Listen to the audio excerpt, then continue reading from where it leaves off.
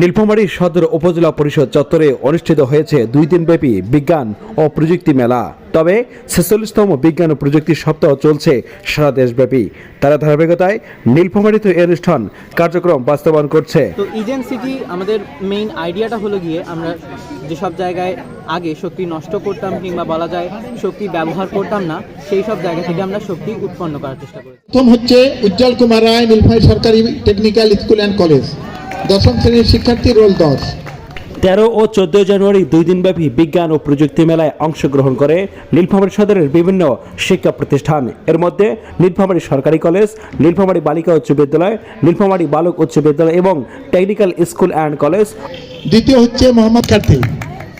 প্রথম হচ্ছে এরা 5 জনই নাই স্যার। দল হচ্ছে Kakoi Baragachha school and college school college.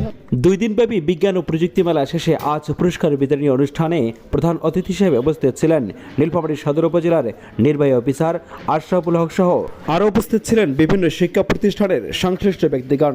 তবে বিভিন্ন কারণে সকলেই পুরস্কার গ্রহণ করেন। অনেকেই কুইজ প্রতিযোগিতায়, স্টল এবং পরিদর্শনে অনেকে পুরস্কার গ্রহণ করেন এই 2 দিনব্যাপী অনুষ্ঠান থেকে।